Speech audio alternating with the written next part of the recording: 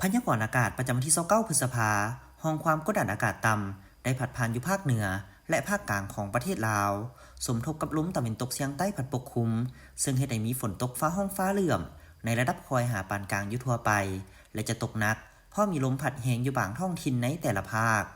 คเหนือด้านตะวันออกอากาศเย็นในตอนเช้าจะมีฝนตกฟ้าห้องฟ้าเหลื่อมในระดับคอยหาปานกลางและตกหนักอยู่บางท้องถิ่นเพราะมีลมพัดแรงเป็นบางโอกาสเนื้อที่การปกคลุมของฝนกับ65ส่วนห้อยอุณหภูมิในระหว่าง17-29องศา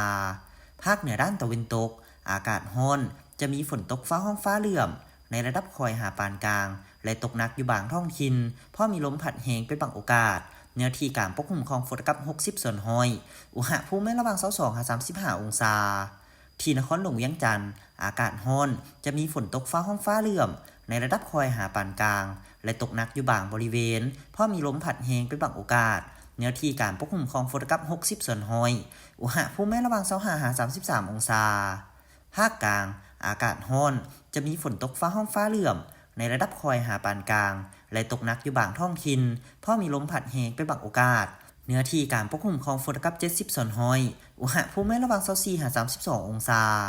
สลับแขวงไซสมบูรณ์อากาศเย็นในตอนเช้าจะมีฝนตกฟ้าห้องฟ้าเหลื่อมในระดับคอยหาปานกลางและตกหนักอยู่บางบริเวณเพราะมีลมพัดแรงเป็นบางโอกาสเนื้อที่การปกคลุมของฝนกับ60ส่วนห้อยอุณหภูมิในระหว่าง19-28องศา